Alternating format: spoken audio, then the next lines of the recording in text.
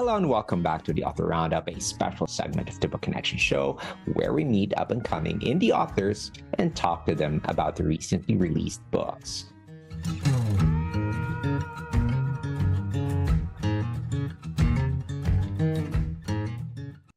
Welcome back. Again, this is Ray Walters. There are some stories that don't begin with a plot, but with a moment. One that divides life into a before and after.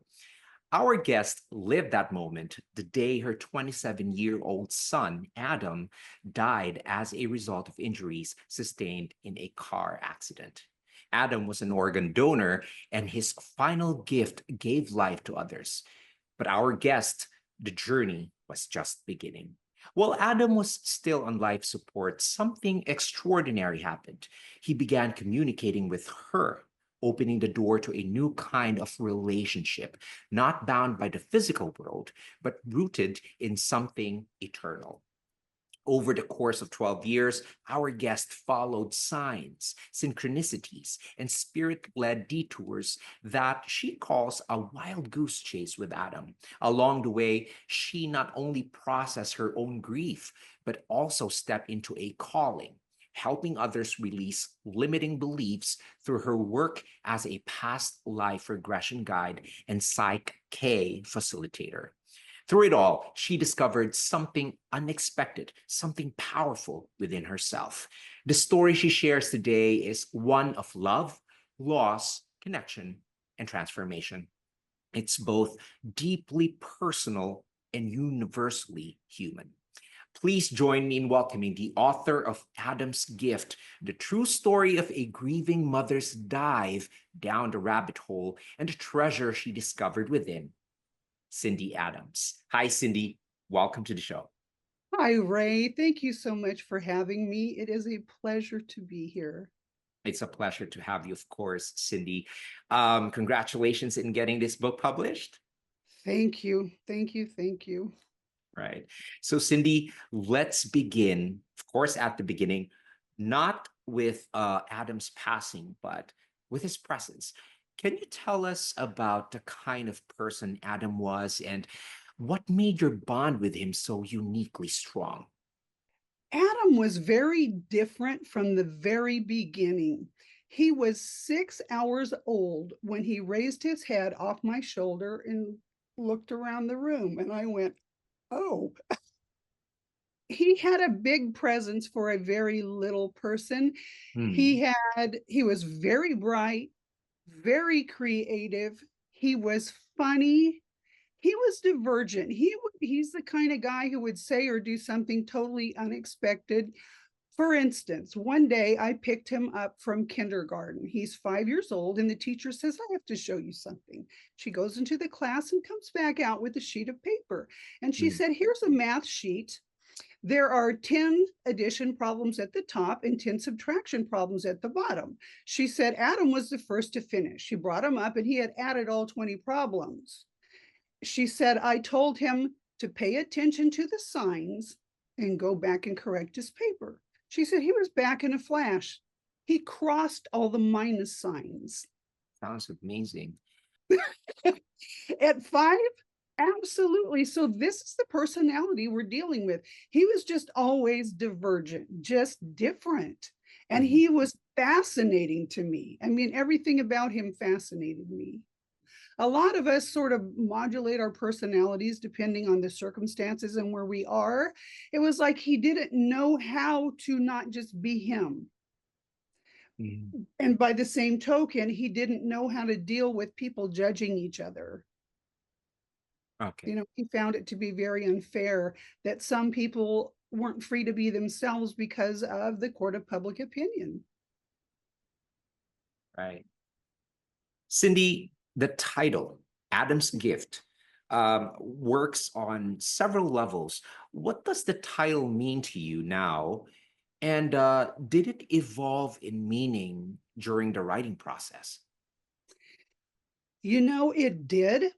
Originally, of course, we have to look at his gift of life as an organ donor. Now, this is Correct. something he chose on his own. Mm. It wasn't a decision I made for him after the accident. He had already chosen that on his own. So Mm. he donated his lungs, liver, pancreas, and kidneys, saving the lives of two individuals. A Mm. gentleman in Arizona, 72 years old, had his first deep breath since he was very, very young. He had some kind of like a fibrocystic disease, and he Okay. actually got to have a life where he got to walk around the lake and enjoy himself. It was wonderful to get this feedback from his family. A young mother in Indiana received Adam's liver. Again, that was a life-saving transplant. And interestingly enough, Indiana was where Adam's mother was born. That would be me. And then the person who received his pancreas had diabetes. This person will never have to have another amputation. And then two different people each got one of Adam's kidneys. But I'm going to have to say Adam's greatest gift was when he began communicating with me while he was still on life support. He proved beyond a shadow of a doubt that he is still there. That allowed me to experience his loss in an entirely different way, Mm. because as difficult as it was and still is to be separated from his physical presence, I know I am actually never separated from him. I know that he is still here. And because of that, it allowed me to create a new and different relationship with the part of Adam that's eternal. So Adam was an organ donor. I believe you're still in contact with the recipients of Adam's organs, right? How does it feel talking to them right now? Actually, How are I'm they? not in touch with any of them personally. The Mm. daughter of the gentleman who received Adam's lungs sent a thank you letter around Thanksgiving of the same year, 2011, to the hospital in Arizona where the transplant took place. But Adam donated his lungs at San Joaquin County General Hospital in Stockton, California. So it took 6 years for that letter to find its way to me. And the Wow, letter is printed in its entirety at the end of chapter 1. sounds very amazing, very inspiring. Uh, Very touching. Cindy, you had a visit with Bruce Lipton. He's an international best-selling author of the biology of belief. Can you please tell us about your visit with him? Well, Bruce's work is featured in chapter 15, the Mm. chapter called Be the Change. I was attending an event in Seattle in July, the month after it was published. So I thought this would be a wonderful opportunity to give him a copy of the book and to let him know that we featured his work. He was very tickled. He was happy. He signed a copy of the book for me, and it means so much. He said, "Thank you for writing this book. Your work will help advance the evolution of humankind." He fully understands that our departed loved ones are still here, and that Mm. the definition of death as we know it is wrong. It's incorrect. So he was really excited about that. Then he says to me, well, first of all, I did share with him, Adam began communicating with me while he was still on life support. And he said, can I share a little interesting insight? And I said, sure. And he said, when an embryo is implanted in the mother's womb, Mm. the personality of the individual that is going to be this embryo is already present in the cells that the embryo shares with its mother. He Mhm. said the cells slowly make their way upstairs where they take up residence in the brain. And he said, so your son still is communicating with you via downloading. He said mothers and their children are never separated because they're sharing cells. He said that's why mothers know when something's going on with their children. They can feel it. Right. So he provided a scientific explanation for this incredible connection that Adam and I still share. And if Mm, Adam and I share this connection, that means other mothers and their children also share that connection. We also share that connection with our own mothers. right. So we're never separated. Right. And I think there are certain I'm quite sure certain events in our lives we I think I did experience it too. And I've seen my mother before saying that she seemed to cannot put a finger on it, but she's sort of like she's telling me that she's restless and she fears that something is about to happen. She just can't put her finger on it. And Mm-hmm. something's bound to happen to any of my siblings and to myself. Not entirely the way she predicted it, but she's just saying that she feels that something is odd. Mm-hmm. And that's a mother's intuition, right? There's a sense of anxiety, yeah, and it seems Yeah, like it's free floating. But after you experience this a number of times, you know that something's going on. You just don't know what it is yet. right. Typically, later we do find out what it was. Cindy, you shared that Adam had a near-death experience before his passing. That was years before the accident. Yeah. When did you realize that moment was a part of a larger spiritual narrative? Well, he had already told me about 6 weeks before his accident that he wasn't going to be here that much longer. He's he wasn't sure how to convey his message, but he knew because of the near death experience that he would be leaving before his 28th birthday. So Mm. now it's December and his birthday's in March. Can you imagine having that hanging over your head? Right. You know it's going to happen, but you're not quite sure when or how. I mean, I'm not sure exactly what he knew about it, but I did not know until after the accident when I was cleaning out his apartment. I found the little red journal that his stepdad had given him for Christmas in 2006. 1 week later is when he had the near death experience, and he did not go into detail about what he had seen, but he alluded to having seen events on a future timeline that Mm. were not written in stone. So these events were potential happenings, but they're mutable. So what that means is whether or not they happen is going to depend on the frequency of the planet at the time it either happens or doesn't happen. Adam's premise, what he wrote was, it is up to us to create the sixth world.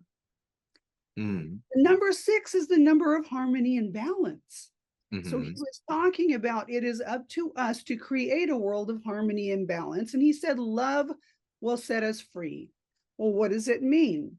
It means that love doesn't seek to vanquish the enemy. Love always seeks to find a way to coexist. So this is it's about becoming the change we wish to see.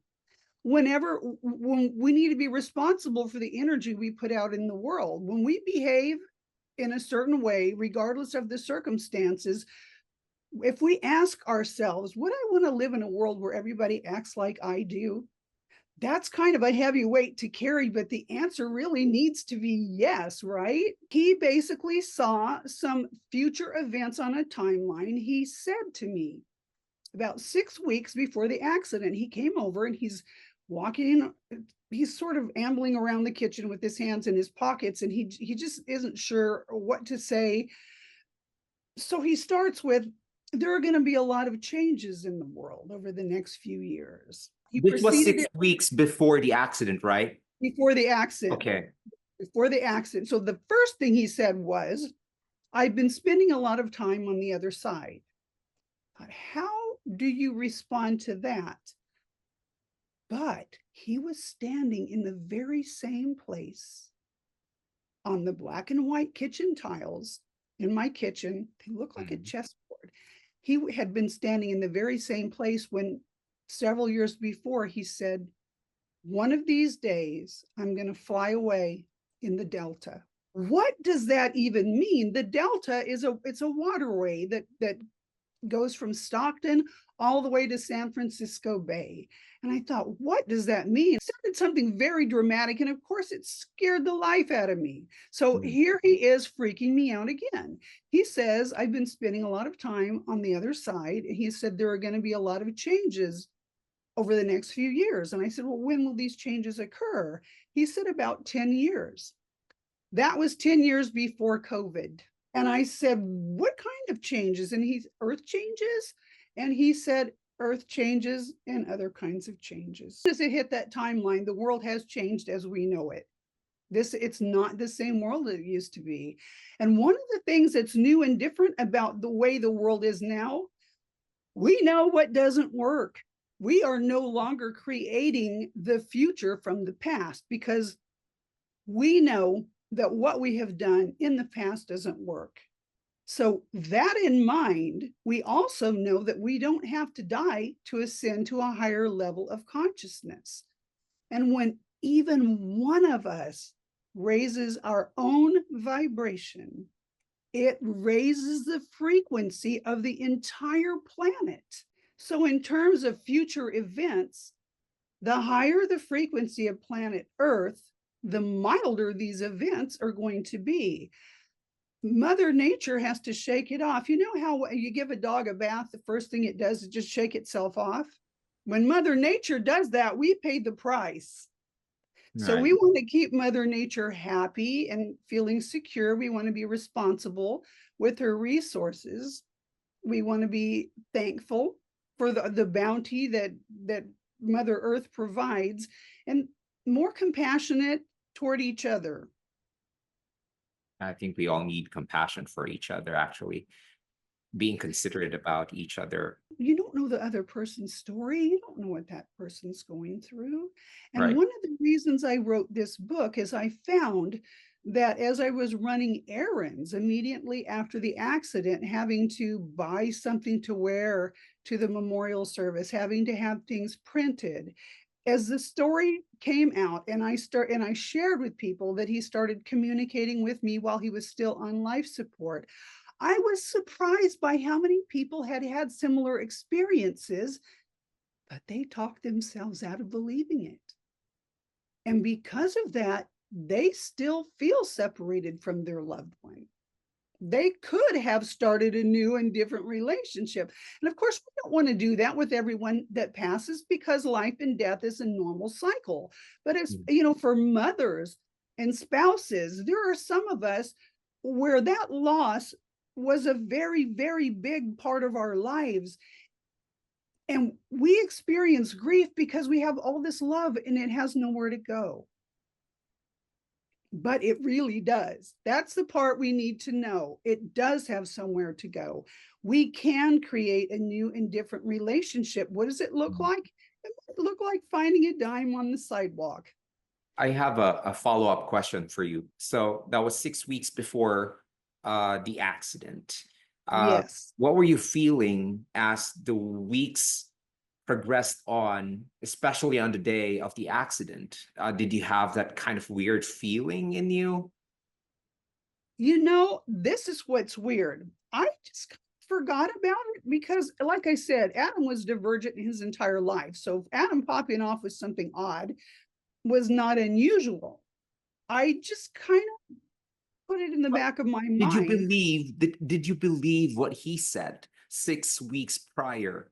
I wasn't sure what to do with what he said, but when the accident occurred, I knew that he had been referring to that. And then what we learn at the beginning of the book is shortly before the accident, he asked to go to church.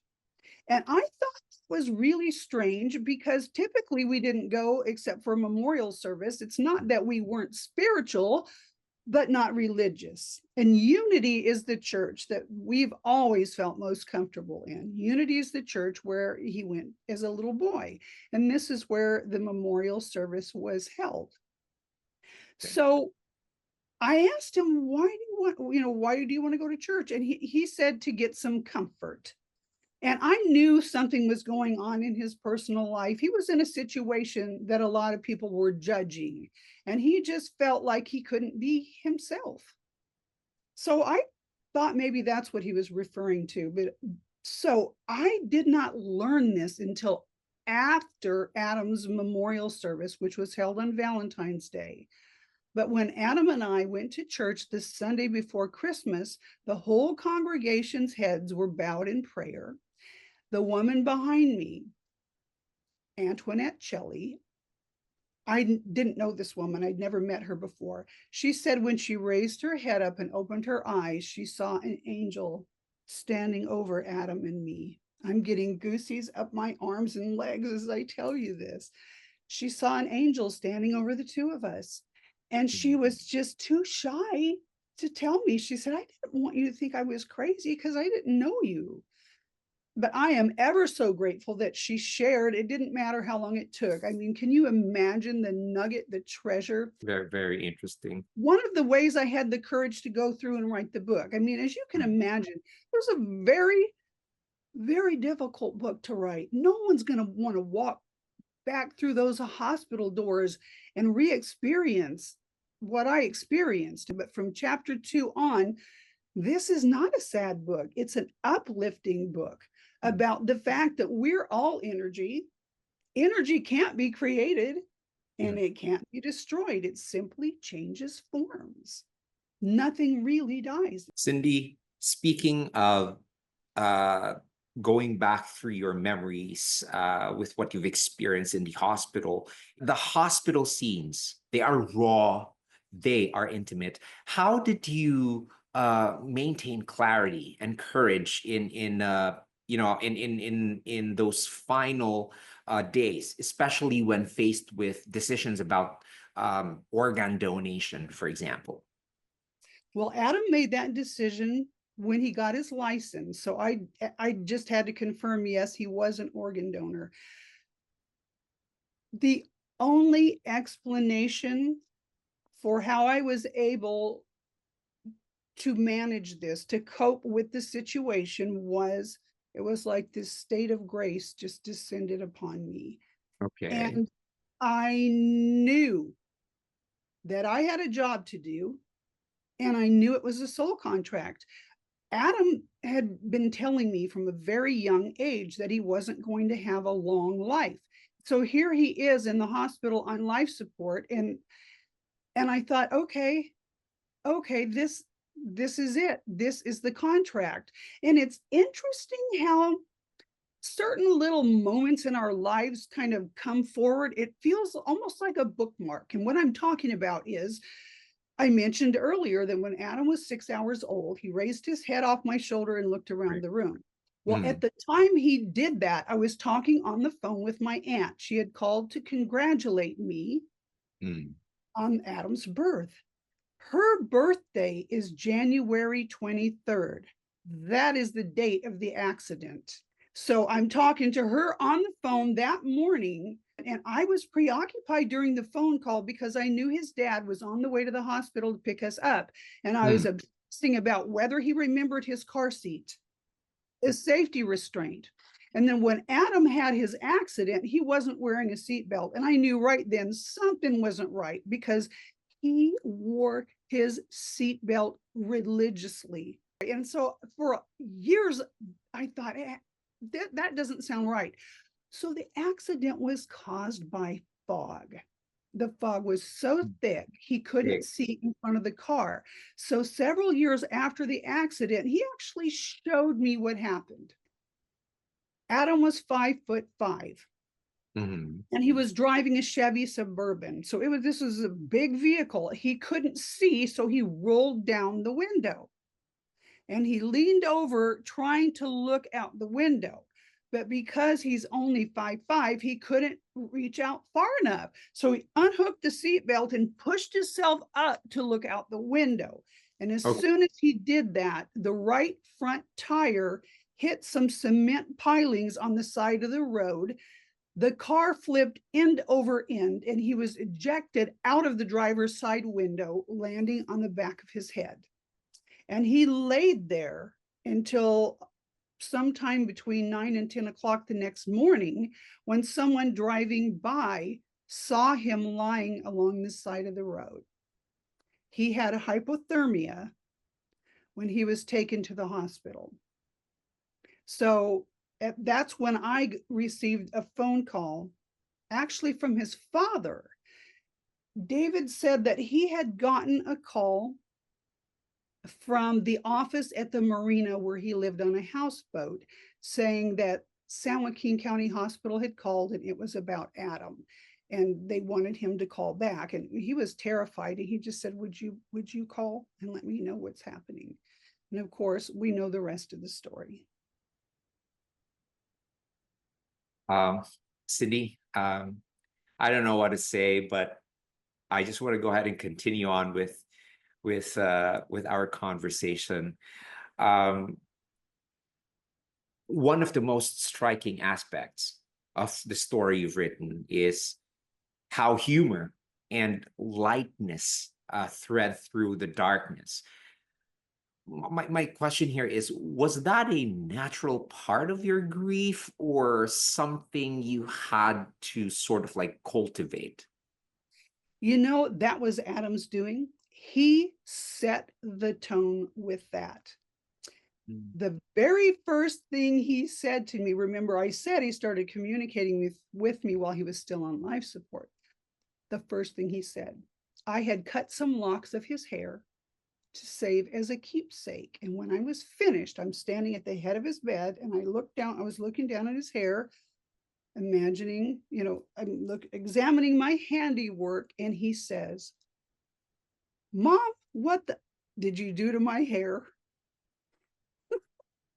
Adam wasn't vain, but he was nice looking and he liked to be clean cut, and he always looked, well, you can see his picture in his white shirt. He would even clean his shoes with a toothbrush, right? So he was fastidious about his appearance. And so as soon as I finished cutting his hair, he's like, Mom, what did you do to my hair?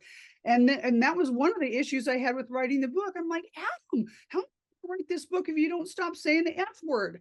And he is one person who had probably 26 different meanings for the F word, and it was a natural part of his vocabulary. But it was very intimidating as an author to be able, to basically get around my wanting to please the court of public opinion. I mean, that's a huge part of who I am. And so there was a lot of cognitive dissonance between that and telling this story. Right. Right. Yeah. Uh, I have another question. After Adam's passing, you describe signs and communications through apps, dreams, and even wordplay. When did you move from curiosity to conviction that these were all real? I'm going to say what made it real was, first of all, the consistency. And then, asking for proof. I would set up proof, and sure enough, it would show who I was talking to. It's fun and it's lighthearted. And, we have a choice. Well, first of all, let me just say grief is one of the lowest frequencies. It's like 75. It's a very low frequency, but we can't help but experience grief when we are first separated with a loved one or from a loved one. And like I mentioned earlier, depending on how big a role that person played in your life, you feel like they've literally left a hole inside you. And though we can't bring them back physically, we can create a new relationship with the part of them that's eternal. And part of the fun of that is asking for signs and then paying attention. There is a moment where uh, Adam's words prompt you to throw away the rule book and write without fear. What was it like, to write this book on such a personal term? 12 years into this story, when the last puzzle piece finally fell into place where I could make sense of this story, Okay. I was still concerned about what people are going to think. And Adam finally said, Mom, there are no rules. The only rule is we only care what our readers think. It doesn't matter. We're going to tell the story our way. He said, Mom, the voice in your head is going to prevent you from writing this book if you let it. He said, the voice in my head prevented me from following my dreams. So, to the voice in your head, I say STFU. It was like that day, it was in February, and it was just before his 40th birthday. And I said, Oh, I wanted so badly to have this book written by your 40th birthday. And he's like, Well, what are you waiting for? We have 28 days. I mean, him and his sense of humor. And basically that day I committed to, all right, I'm going to sit down and I'm going to start writing this book. And I am not going to stop until I am finished. Now, at the time I made that commitment to myself, I didn't know yet what the book was going to be. That's very interesting. Cindy, you talked about the stories here in your book.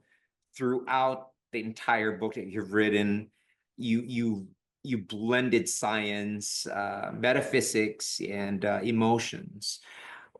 Was it ever difficult to balance your educational background with your spiritual experiences? It was. What's interesting, I'm one of these weirdos that is almost equally right-brained and left-brained. I'm going to say maybe a little bit more right-brained, but I have had an ongoing argument with myself, left brain, right brain, arguing with itself over Mhm. everything, all of this over the entire 12 years. But this is what I concluded. It's crazier to actually have an experience and then deny having had it Okay. than to, do you understand what I'm saying? To Yeah. actually experience something and say, no, that didn't happen. That's not real. I think that's crazier, to deny your own reality. Let's talk about your journey because it also includes other layers, like reconnecting with past versions of yourself. Um, what part of Cindy did you rediscover or reclaim through writing Adam's Gift? The part of me that I reclaimed writing Adam's Gift was the part of me that I chose for myself.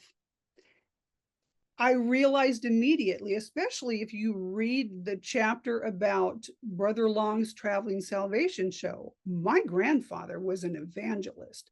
So Mhm. these kind of thoughts, I mean, he would, if he were alive, he would have said, Bah, you're talking to demons. That's not Adam, that's demons. That's a demon. Right? So this is the mindset we're working with. What I did was sort of peel off all the layers of Cindy, like an onion, right? Think of peeling an onion. I started peeling off all the layers of Cindy, all of the layers of not me, until all that was left was me.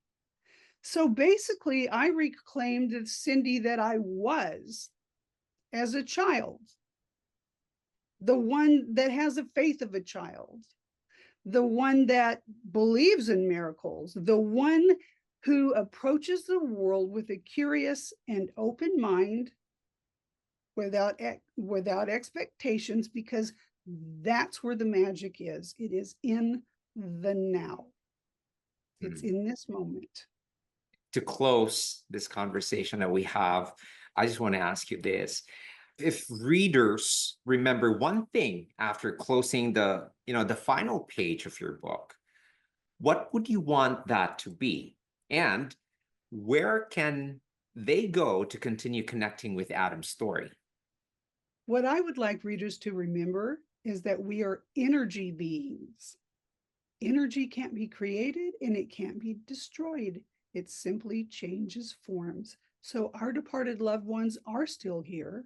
And if we choose, we can create a new and different relationship with the part of them that is eternal.